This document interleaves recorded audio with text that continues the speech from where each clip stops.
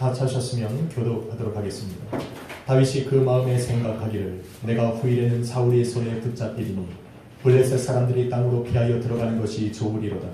사울이 이스라엘 온 영토 내에서 다시 나를 찾다가 단념하리니 내가 그의 손에서 벗어나리라 하고 다윗이 일어나 함께 있는 사람 600명과 더불어 아브라함의 아들 아히멜렉에게로 건너가니라. 다윗과 그의 사람들이 저마다 가족을 거느리고 가드에서 아기스와 동거하였는데 다윗이 그의 두 아내 이스라엘 여자 아히노암과 나발의 아내 갈멜 여자 아비가일과 함께 하였더니 다윗이 가드에 도망하는 것을 어떤 사람이 사울에게 전하매 사울이 다시는 그를 수색하지 아니하니라.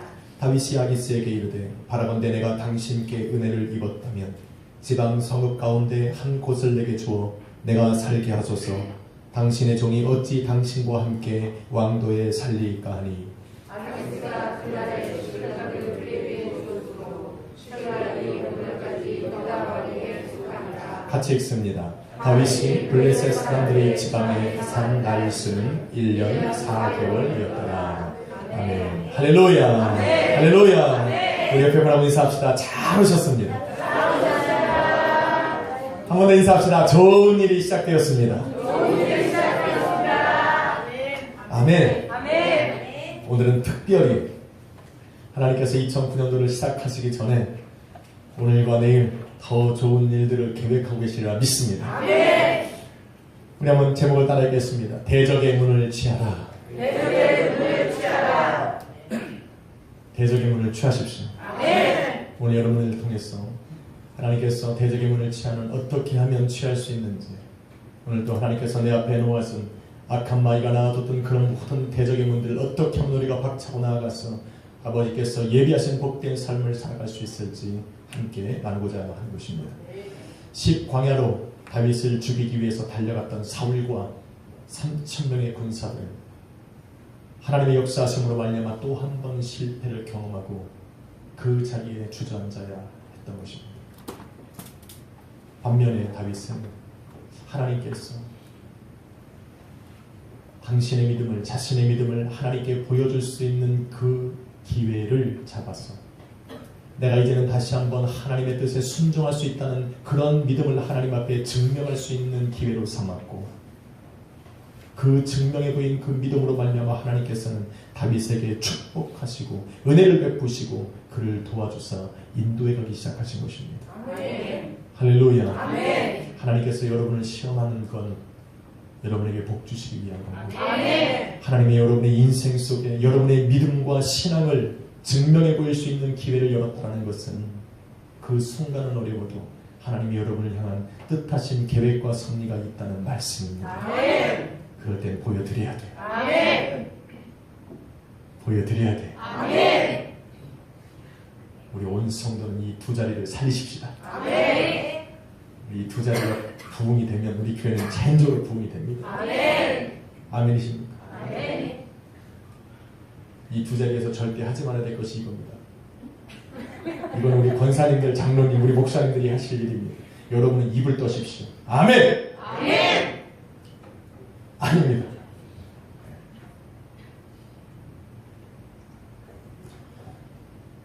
어저께 저희 금요철학 때 제가 아멘이 죽었다고 했더니 인터넷에서 예배드린 우리 아들이 이렇게 물어봤어요. 아빠, 아니죠, 목사님, 정말 아멘을 안 합니까? 그래서 너나 잘하세요. 제가 이렇게 얘기했습니다. 이 정도만 해도 평타는 치는 겁니다. 그런데 우린 그거 갖고 안 되잖아. 할렐루야. 아멘. 오늘 처음으로 우리 자녀들이 저 방에서 아픈 사람을 놓고 기도했어요. 아멘. 가슴이 뜨거웠어요. 고침 받았다는 얘기는 안 했어요.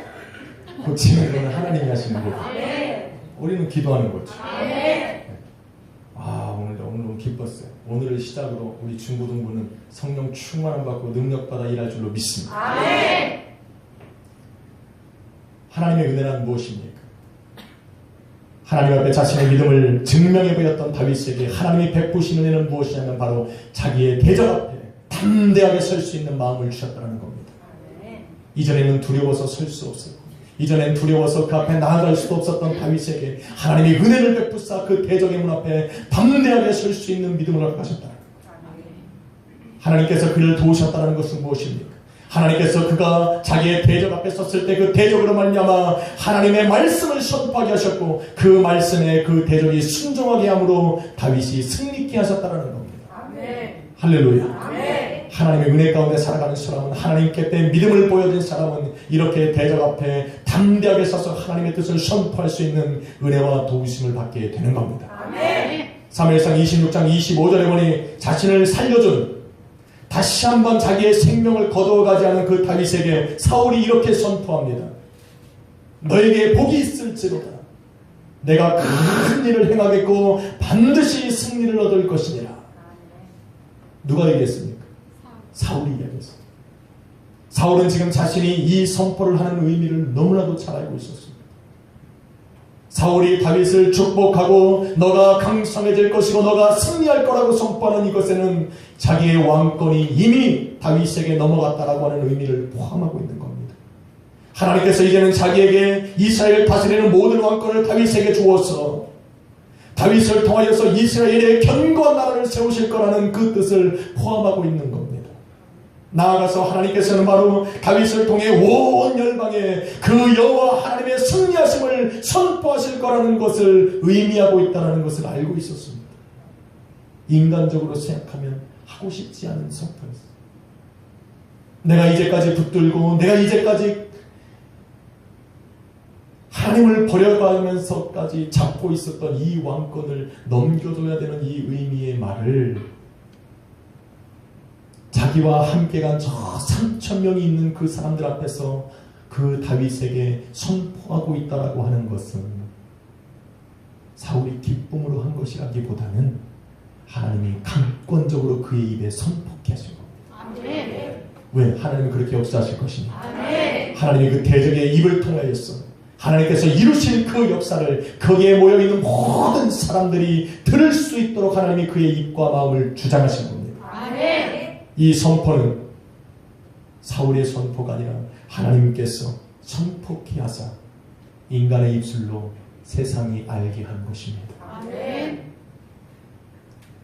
하나님이 뜻하시면 가로막을 자가 없습니다. 빌라도의 법정에서 예수님을 끌어다가 심하게 채찍질하고 모욕하고 고난과 핍박을 가하고 심지어는 쇠고리가 달린 것으로 예수님을 죽기까지 때리고 많은 사람들 앞에서 침뱉고 가시면류관을 쓰고 내가 왕이냐라고 조롱하고 핍박하던 그 백부장과 로마 병사들이 이제는 빌라도의 법정에서 예수님을 끌어다가 저 십자가에 못 박기 위해서 골고다 언덕으로 예수를 끌고 가기 시작하는 겁니다. 수많은 사람들이 예수님의 뒤를 따랐고 예수님을 따라오는 그 많은 사람들 앞에서 이 로마의 병사들과 백부장은 예수를 세게 침을 뱉고 뺨을 때리면서 죄인 취급을 했어요. 비난하고 조롱의 말을 서슴지 않았어요. 그리고 골고다 언덕에서 그를 십자가에 못 박았을 때 예수님께서는 그 십자가 위에서 아무런 말씀도 없이 그들을 정죄함 없이 자기를 변명하기도 하지 않고 그대로 십자가에 못 박혀 죽으신 겁니다. 세상은 그래서 예수님이 다 죄인으로 인식할 수밖에 없었습니다. 그런데 예수님께서 죽으셨을 때에 세상에 변화가 일어나기 시작한 겁니다. 하늘의 해가 어두워지고 달빛이 어두워지고 이제는 저 예루살렘 성전에 있던 성소 휘장이 위에서부터 아래로 갈라지는 놀라운 역사가 일어나고 땅이 진동하는 역사가 일어났을 때에 예수님을 지금까지 핍박하고 조롱하고 채찍으로 때리고 많은 사람들 앞에서 죄인이라고 불렀던 그 백부장이 뭐라고 고백하는지 아십니까? 마가복음 15장 39절에 보니 이는 참으로 하나님의 아들이었노라. 예수님을 이제까지는 죄인으로 취급했고 예수님을 비난하고 조롱했던 그 백부장의 입에서 이제는 예수 그리스도가 십자가에 못 박혀 죽으시고 하늘이 진동하고 땅이 해가 없어지는 것을 바라보면서 그는 이렇게 고백을 하는 겁니다. 예수님은 정말 하나님의 아들이었다. 그 이야기를 누구만 들었습니까? 자기만 들은 것이 아니라 십자가 아래서 예수 그리스도의 죽음을 바라보던 로마의 병사들이 들었고, 예수님을 모함하고 죽이려고 했던 수많은 거짓 증언자들이 들었고, 예수 그리스도에게 돌을 던졌던 바리새인들과 서기관들과 대제사장들이 들었습니다. 저 십자가 아래서 예수 그리스도의 죽음을 안타까워하던 그 수많은 성도들이 그 백부장이 하는 선포를 들었다는 겁니다. 예수는 진짜로 하나님의 아들이었다. 그 백부장의 입은 자기가 한 것이 아니라 하나님께서 그의 입을 통해서 선포케 하시는 겁니다. 하나님께서 선포케 하시면 세상은 들을 수밖에 없는 겁니다. 세상은 그 하나님께서 선포케 하시는 그 말씀을 듣고 그들의 마음속에 반응하기 시작하는 겁니다. 할렐루야. 하나님의 말씀하시면 세상은 반응합니다. 저는 그걸 믿습니다. 예수님께서 말씀하시기를 너희는 이 예루살렘을 떠나지 말고 이 예루살렘에 머물러 전혀 기도하기에 힘쓰라 말씀하셨습니다. 너희가 전혀 기도에 힘쓸 때 너희에게 약속하신 성령을 부어주리라 말씀하셨을 때 120명이 마가 다락방에 모여서 전혀 기도에 힘쓰기 시작할 때 각 사람 머리 위에 주의 성령이 임하셨고 이제는 성령이 말하게 하심을 따라 그들이 다른 말로 다른 방언으로 말하기를 시작하였을 때 더 이상 그 하나님의 말은 성령 하나님으로 말미암아서 선포되어지는 그 말은 마가 다락방이 그들을 가두어두지 못합니다. 그래서 이들은 그 말을 들고 세상으로 나가기 시작했어요. 세상에 나가서 그들이 드디어 하나님께서 성령 하나님을 통하여서 그들의 입술을 떨리게 하사 선포케 하시는 그 말을 하게 하셨는데 그것이 바로 사도행전 2장 14절부터 그 이후에 나오는 말입니다. 베드로가 11 사도와 함께 서서 세상에 있는 사람들에게 예루살렘에 모이는 각 지역 사람들에게 말하여 선포하여 이르기를 하나님의 말씀하시길 말세에 내가 새 영을 부어주리니 너희 자녀들은 예언할 것이요 너희 젊은이들은 환상을 보고 너희 늙은이들은 꿈을 꿀 것이요 내가 또한 너희들에게 영을 부어주리니 너희 남종과 여종들은 하나님 앞에 예언할 것이요 더 중요한 것은 내가 그날에 하늘에는 기사를 베풀고 아래에서 땅에서는 하나님께서 징조를 베풀리니 곧 피와 불과 연기로다. 하나님께서 마지막 때를 준비하셨다는 겁니다. 성령이 이 땅 가운데 임하실 때는 너희가 그것이 마지막 때인 것을 기억할지고 너 나아가서 성령 하나님 오셨을 때 하나님께서는 위로 하늘로부터 이 땅에서는 하나님이 피와 불과 연기와 같은 하나님의 징조를 보이사 마지막 때를 준비케 하셨다는 겁니다. 그 마지막 때 일어날 일에 대해서 말씀하시기를 내가 크고 영화로운 날이 이르기 전에 해가 변하여 어두워지고 달이 변하여 피가 되기 전에 내가 성령을 부어줄 것이니 누구든지 주의 이름을 부르는 자는 구원을 얻으리라. 이 핵심이에요. 지금 이 선포는 베드로의 선포가 아닙니다. 12명의 제자들이 선포한 것이 아니라 마가 다락방에서 그 각 사람 머리에 임하셨던 성령 하나님께서 그들의 입술을 떨리게 하고 마음을 주관케 하여 주시사 세상이 들을 수 있도록 선포케 하신 겁니다. 하나님께서 선포케 하셨으니 세상은 들을 수밖에 없어요. 그 핵심은 뭡니까? 해가 어두워지고 달빛이 핏빛으로 변하는 하나님께서 얘기하신 그 마지막 날이 이르기 전에 너희는 보내주신 그 성령으로 말미암아 성령 충만받아 예수를 주라 고백하여 그날의 구원을 받으라. 성령 하나님 없이 어떻게 예수를 주라 고백합니까? 불가능합니다. 저는 오늘 깜짝 놀랐어요. 사실 조심스러운 마음으로 우리 자녀들에게 밖에가 얼마나 춥습니까?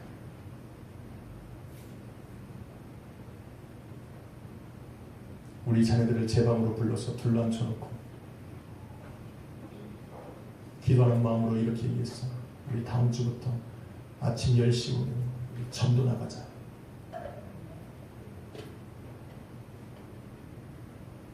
저 자녀들 중에 부정적인 애가 한 명이라도 있었다. 목사님 날 불러주면 하죠. 이 한마디만 했으면 내가 또 마음이 또 해서 변명을 하고 아니야 그렇게 했을 텐데 제 옆에 앉아있던 성전이 좋아요. 아멘. 할렐루야. 아멘. 저 얘기를 누가 할까?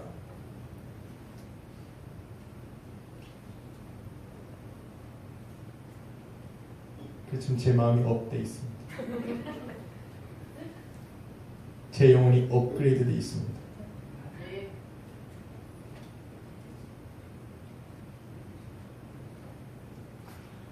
저는 이 지역에 있는 사람들이 예수 그리스도의 복음을 듣기를 원합니다. 아멘. 하나님께서 저와 여러분을 통해서 특별히 우리 자녀들과 여러분들의 입을 통해서 예수 그리스도의 복음이 증거되어지기를 원합니다. 아멘.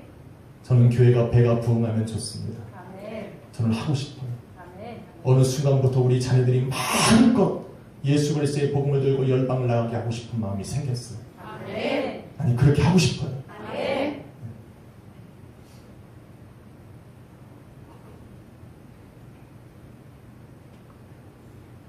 그래서 순교자들도 좀 나오고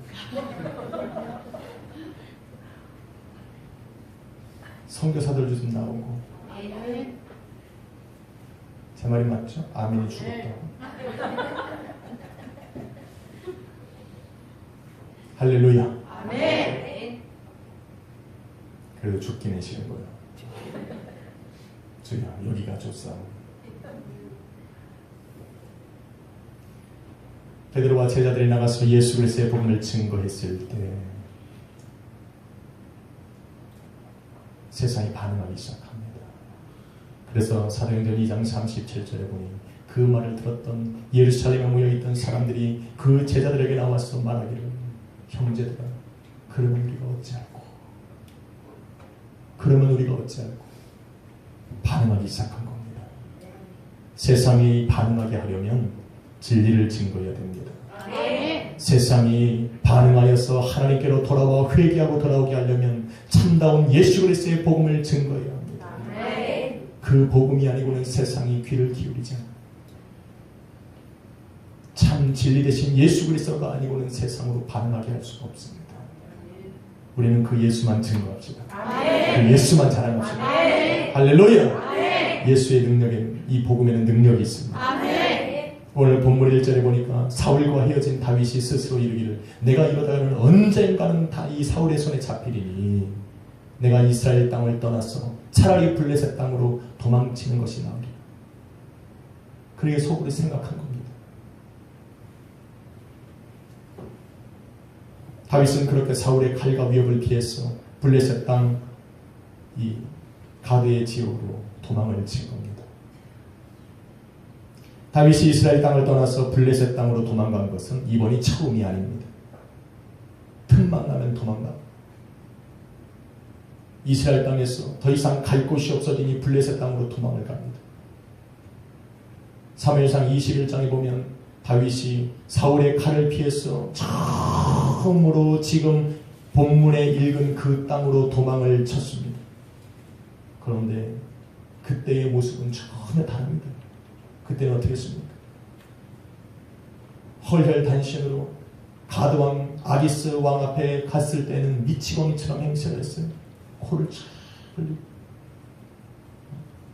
눈곱도 안 띄고 침이 그냥 수염을 타고 흐를 정도로 수염이 덥수룩하고 옷에서는 냄새가 나고 행동도 어둔하고 말도 어둔하고 심지어 어떡합니까? 기어서 그 아기스의 집안에 그 문지방을 손으로 긁으면서 미치광이 행세를 할 정도로 그래서 그 사람 앞에서 자신의 생명을 구해야 할 정도로 아주 비참한 모습으로 그 아기스 왕 앞에 섰었습니다. 저는 그날에 제가 설교한 것을 지금도 기억합니다. 뭡니까? 세상을 두려워하는 사람들은 우리는 세상 앞에 이런 모습으로 서고 있다. 내가 세상이 두려우면 세상 앞에 우리는 날마다 세상이 우리를 엄습하지 않을까 조바심 내고 그들 앞에서 굽신굽신 그들 앞에서 침을 흘리면서 나는 너희들과 싸울 의욕이 없다. 나를 좀 생명만 좀 나를 봐달라고 이러한 거짓은성을 가지고 나아갈 수밖에 없다고 이야기했어요. 다윗은 두려웠거든요. 이스라엘 지역으로도 갈 수 없었고 블레셋 땅 위에 살아야 되는데 이미 자신은 골리앗이라는 사람을 죽였고 그 골리앗을 죽인 그 고향 땅으로 내가 도망을 왔으니 내가 미치지 않고서야 이들이 날 가만히 두지 않을 거라는 생각에 미친 척하고 얼마나 비굴합니까? 그런데 오늘 본문에 나오는 다윗은 전혀 다릅니다. 전혀 다릅니다. 오늘 본문에 나오는 다윗의 모습은 5절과 6절 말씀을 보니까 뭐라고 말합니까? 다윗이 아기스에게 당당하게 서서 이르건대 내가 어떻게 나의 사람과 당신이 거하는 이 왕도에 살아갈 수 있습니까? 차라리 당신의 지역의 저 시골의 조그만 땅을 내게 줘서 나로 하여금 살아가게 해달라고. 지네 땅입니까? 자기가 블레셋 사람도 아닙니다. 그 블레셋 왕 앞에 가서 담대하게 서서 말하기를 우리에게 땅을 주어 살아가게 하라. 아기스 왕이 얼마나 기가 차고 코가 차겠습니까? 몇 년 전에는 우리 장수 골리앗을 때려 죽이더만 또 몇 년 전에는 자기한테 와갖고 자기네가 그 일라를 쳤을 때 그 일라에서 우리 군사들을 다 청멸시켰더만 이제는 내 앞에 서서 땅을 달라. 그런데 이것은 하나님의 도우심이었어요. 하나님의 마음이었어요. 하나님의 은혜였습니다. 담대하게 다윗이 얘기하니 그 아기스 왕이 어떻게 말합니까? 그래? 그러면 저기 시글락 땅을 내가 줄 테니 거기 가서 살아라. 잠시 사는 것이 아니라 등기전을 줬어. 등기비 등본으로 띄워줬어. 그래서 오늘 본문이 뭐라고 해요? 그 시글락 땅은 분명히 블레셋 땅인데 유다 왕에게 속한 땅이라고 이야기합니다. 할렐루야. 아멘. 여러분은 절대 그러시면 안 돼요. 남의 집에 가서 살 거니까 땅 좀 달라고. 요즘에는 이런 시대가 아닙니다.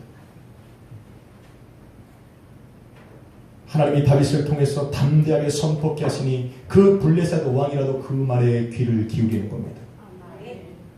하나님께서 함께 역사하시니까 그 음성에 반응하기 시작하는 겁니다.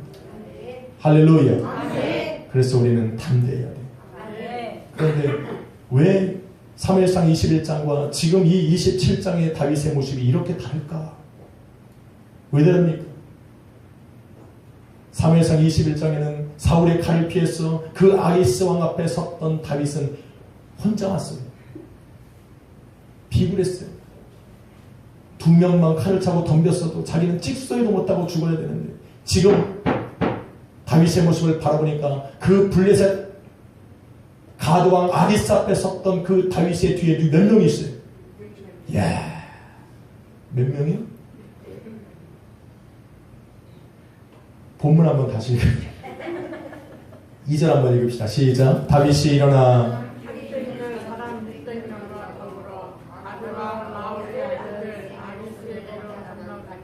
몇 명이 같이 갔습니까?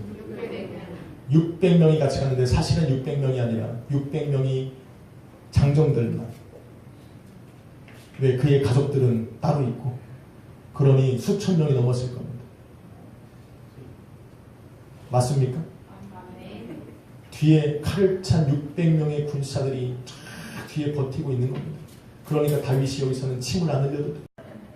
그래서 한 사람은 천을 쫓고 두 사람은 만을 쫓고 세 사람은 겁날 것이 없는 겁니다. 손발이 맞아야 뭘 해먹는 거예요. 그래서 우리 이번에 선교팀도 2명씩 짝을 져줬습니다. 할렐루야. 네. 역사를 할 줄로 믿습니다. 네. 이 자녀들이 필리핀을 점령하고 올 거예요. 네. 영어를 잘해야 되겠지.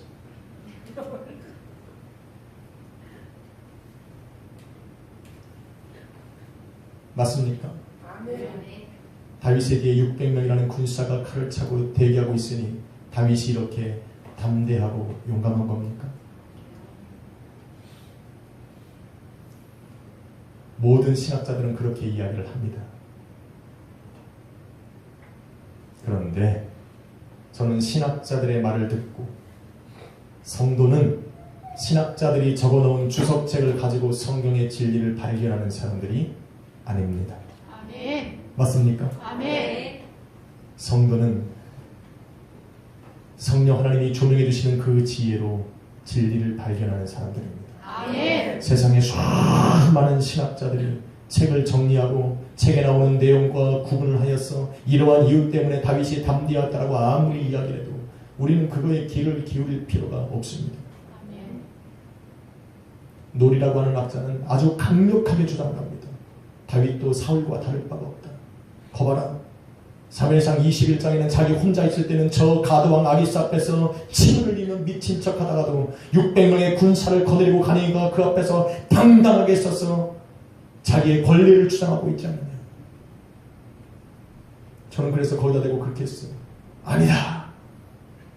다윗은 다르다. 왜? 하나님께서는 이렇게 말씀하셨어요. 하나님께서 다윗을 처음 부르시기 전에 바로 이렇게 말씀하셨어요. 사무엘에게 이르기를 사람은 외모를 보거니와 하나님께서는 그 마음의 중심을 보시느니라. 아멘. 사울은 이제까지 사람들의 눈에 보이는 것만 따라가고 보이는 사람들이 말하는 그 소리에 귀를 기울이고 살아왔으나 하나님께서는 다윗을 택할 때 뭐라고 말씀하십니까? 내가 나의 마음에 합한 자요 나의 뜻을 믿고 나의 능력을 나의 뜻을 이스라엘 민족 가운데 행할 수 있는 내 마음에 합한 자를 세울 것이다. 아멘. 하나님께서 그 중심을 보듯이 하나님께서 그 중심 안에 살아계신 여호와 하나님을 바라볼 수 있는 그 사람을 하나님이 택하시고 세울 거라고 말씀하셨어요. 아멘.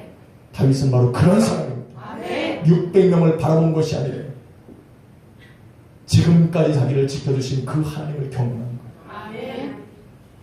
다윗에게는 이 600명이 여전히 아둘람 굴에 숨어 있을 때에 자기를 찾아 나온 환난당한 자고 소외당한 자고 세상에 빚진 자들이고 마음의 상처를 끌어안아서 모두가 다 삶의 의욕을 잃어버린 여전히 그런 사람들이었다는 겁니다. 그런데 이 600명이 어느 날은 그 그일라 사람들이 위기에 처했을 때 블레셋 사람들과 나가서 담대하게 싸워서 그들을 전멸시킨 적도 있습니다. 마음에 병든 사람들이 어떻게 점령을 시킵니까? 그래서 어떤 사람이 반대하는 거예요. 600명은 그냥 보통 사람이 아니다. 블레셋 사람들과 싸워서 전쟁에서 승리할 수 있을 정도로 용사하고 담대한 사람들이다. 그러니까 다윗이 그렇게 용감하게 아기스 왕 앞에 쓴 것이다. 정말 용사입니까? 저는 성경 아무리 읽어도 이들이 용사 같지가 않아요.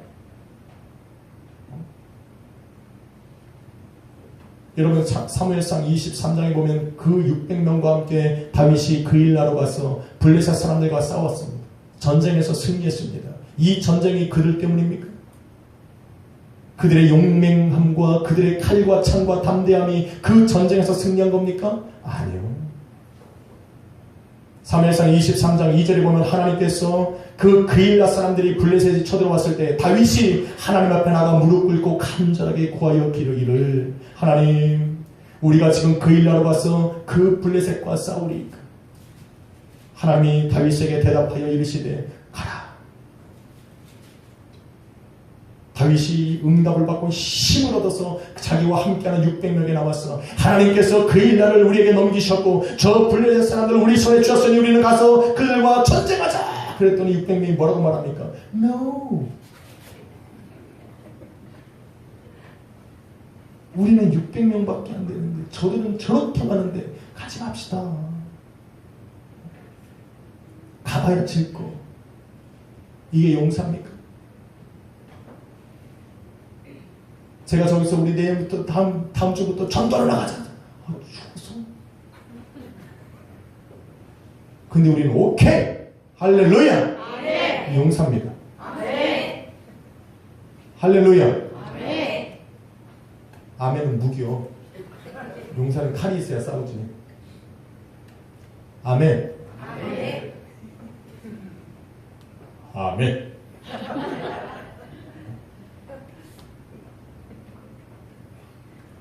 그런 사람들입니다. 그러니 다윗이 낭망이 된 겁니다. 하나님은 가라셨는데 나 혼자 갈 수는 없잖아. 그런 다윗이 힘이 쭉 빠져서 어떡합니까? 23장 4절에 보니 다시 하나님 앞에 엎드려 구하여 이르길 주여 내가 정말 가리이까. 하나님이 망설임 없이 다윗에게 대답하여 이르기를 다윗아 가라. 그일라로 내려가라. 아멘. 내가 저 블레셋 사람들을 너의 손에 내가 붙였느니라. 아멘. 다윗이 이제는 물어보지도 않아요. 가자고 말도 안 합니다. 자기 혼자 칼 차고 앞으로 나가요. 아멘. 그리고 따라라. 어떻게 합니까? 600명이 따라갔어. 따라갔더니 전쟁에서 이겼더라. 아멘.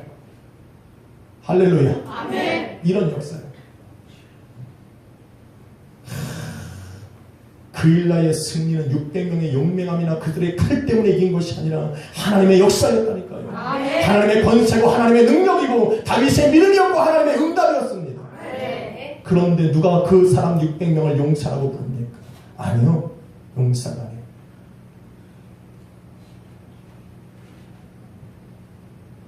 다윗은 이렇게 하나님을 경험하기 시작한 겁니다. 사울의 그 끊임없는 추격과 그 위기 속에서 자기를 건져내시는 그 하나님을 경험한 겁니다. 위기 때마다 하나님 앞에 무릎을 꿇고 하나님 앞에 간절히 구하여 기도할 때마다 하나님이 응답하시는 그 하나님을 체험하고 드디어 담대해지기 시작한 겁니다. 그래서 이제는 다윗에게 이런 마음이 생겼어요. 내가 구하기만 하면 하나님이 응답하시니까 구하는 것은 그냥 받은 줄로 믿게 된 겁니다. 너희가 구하면 받은 줄로 믿어라. 믿어집니까? 그럼 우리 이루고 안 있지. 성경은 우리에게 분명히 너희가 믿고 구한 것은 받은 줄로 믿어라. 안 믿어지는 걸 어떻게 알아? 안 믿어지는 거. 주님은 살아계십니다. 내가 그것을 부인하지 않는데 하나님이 내 기도에 응답하지 않는 것도 부인할 수 없고, 그러니 기도할 때는 힘이 빠져. 해도 되나? 이거 어차피 응답 안 하실 건데 기운만 빼는 건 아닌가?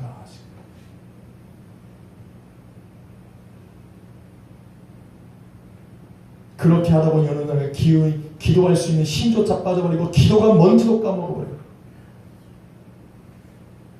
다윗은 안 그랬어요. 다윗은 기도할 때마다 하나님이 응답하시니 이제는 기도만 하면 하나님이 응답하셨다라고 믿기 시작한 겁니다. 한두 번 하나님이 응답하시는 걸 체험하고 나니까 이제는 기도만 할 거가 생겨있으면 하나님이 그냥 응답하셨다라고 믿는 거예요. 이런 신앙이 가져야 돼요. 여러분이 입술로 우리 목사님 금요일날 설교하셨어요. 여러분이 기도하는 것은 이미 하나님께서 계획하고 준비하시는 것들이에요. 여러분은 그냥 입술로 선포하는 겁니다. 하나님이 역사하시는 거.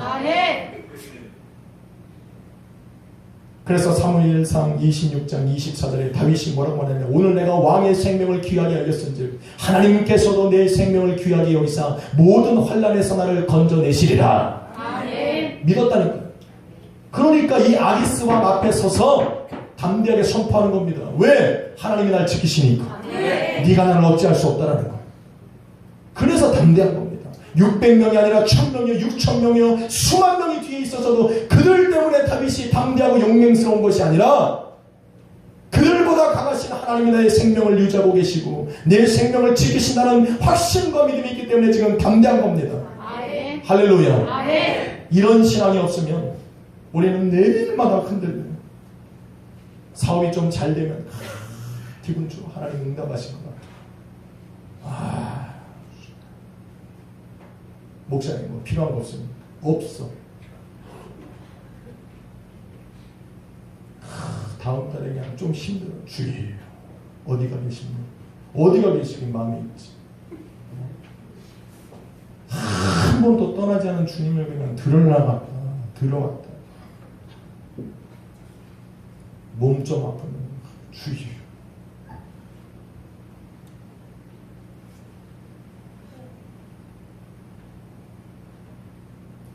어제나 오늘이나 영원토록 동일하신 주님은 한 번 들어오면 계시는 거예요. 그 하나님을 좀 믿고 상황은 상황대로 변하니까 변하는 건 세상이니 나는 주님만 붙들고 살아가면 됩니다.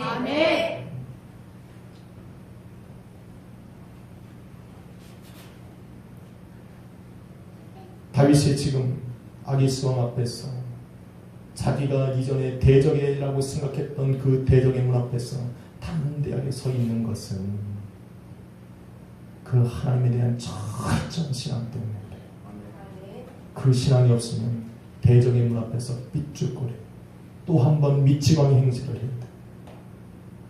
하나님께서 다윗을 통하여서 그 아기스 왕에게 선포하신 겁니다. 그러니 아기스 왕은 들었고 그 들은 말씀에 아기스 왕은 반응한 겁니다. 그래서 시글락을 준 거예요. 조건도 없습니다. 그냥 살아갈 거예요.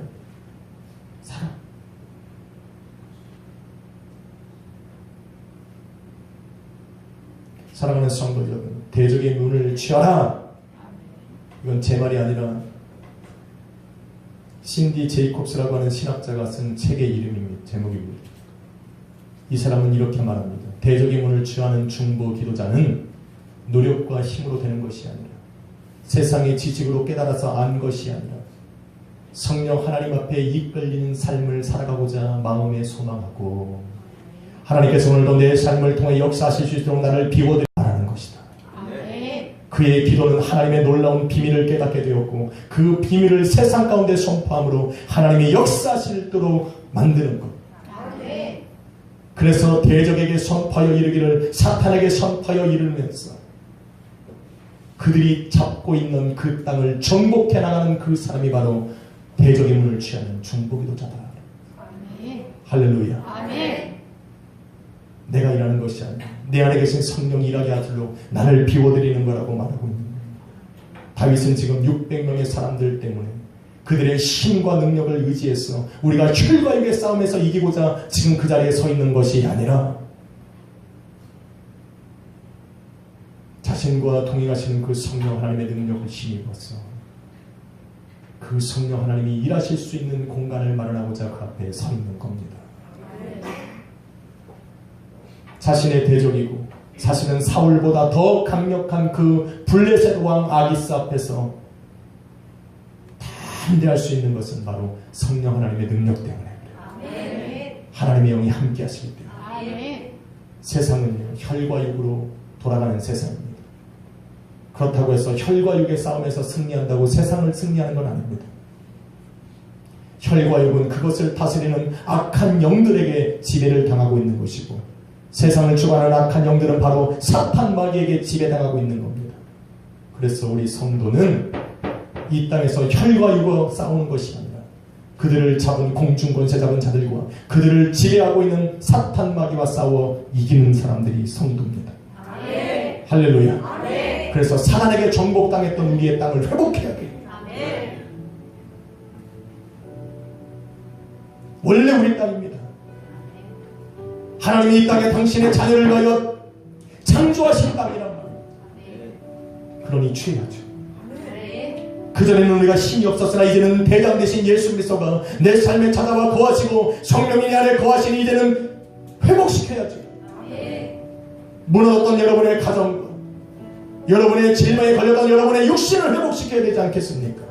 여러분의 자녀를 회복시키시고 여러분의 사업장을 회복시키시고 이제는 우리의 교회를 하나님께서 회복시킬 수 있도록 우리는 마귀에게 선포하고 하나님께서 말씀하시는 그 진리로 싸워나가 이겨야죠.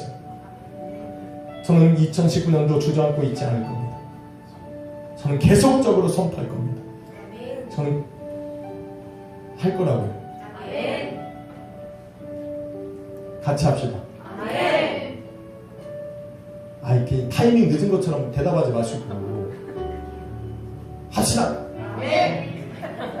이렇게 하지 마시고 할렐루야. 그렇게 하면 되지. 아멘. 저는 선포할 거예요. 악한 영의 공격으로 무너진 그런 모든 인생의 관계를 사랑과 회복과 용서로 긍휼함으로 저는 회복시킬 겁니다. 저 2019년 한 해는 저한테 시험 들지 마세요. 미안한데 여러분에게 관심 쓸 요만한 마음도 없어요. 전 전도할 거예요. 누구랑? 얘들이랑. 집사님들하고는 안 해. 집사님들이 집에서 해. 여러분들은 집에서 관계 전도하시고 데리고 오시고 할렐루야. 우리는 뭐 자녀들이 하겠지. 우리는 우리가 한다고요. 집사님들은 집사님들 거 하고 권사님들은 권사님들끼리 하고 동네에 사람이 없으니까 나가면 되지 뭘. 전도하십시다. 대적의 문을 취하는 거예요. 그리고 선포하십시오. 여러분의 자녀에게 선포하시고 자녀를 죽이라는 얘기가 아니요. 자녀를 묻고 방해하는 악한 영들은 떠나갈지어다. 그래야지. 창군이 떠나갈지어다 그러면 안 되지. 창군이는 대적이 아니에요. 창군이 우리 편입니다. 할렐루야. 인선은 우리 편입니다. 우리 편끼리는 하면 안 돼. 가정은 편이에요. 나를 좀 핍박해도 우리 편이에요. 한번 따라합시다. 예수 이름으로 명하노니 모든 땅은 회복될지어다. 한 3번 더 남았으니까 준비하시라고. 예수 이름으로 명하노니 육신의 질병은 떠나갈지어다. 예수 이름으로 명하노니 나의 인생과 가정과 자녀와 교회에서 떠나갈지어다. 예수 이름으로 명하노니 사랑으로 하나 될지어다. 교회는 부흥할지어다. 아멘. 우리 대적에게 선포하는 겁니다. 회개기도는 하시고, 회개기도에서 눈을 드시고, 대적과 싸우는 기도는 절대 고개를 숙이고 기도하는 게 아니에요. 기도해 본 사람은 다 마귀가 떠나갈지어다 안 가. 고개를 들어, 고개를 드시고 최소한 35, 45도는 들고 선포하시고. 무서워요. 마귀가 째려보면 어떡하나. 혼자 기도하기 힘드시면 교회 나와서 기도하세요. 2019년도는 중보기도 시간을 만들려고 기도하고 준비하고 있어요. 우리 사역자들 열심으로 기도하고 여러분 나와서 기도하면 문제 해결 받는 그 시간 하나님께서 우리 교회에 허락해 주시리라 믿습니다. 사랑하는 성도 여러분, 기도하여 성령 충만 받고 성령의 능력으로 대적의 문을 취하십시오. 성령의 충만함 받아 세상의 복음을 들고 세상으로 듣게 하십시오. 그래서 그 진리가 그들 안에서 역사해서 교회로 찾아와 교회가 부흥되고 예수 그리스도의 복음이 날로 성장하는 그런 2019년도 한 해가 되기를 예수 그리스도의 이름으로 간절히 축원합니다.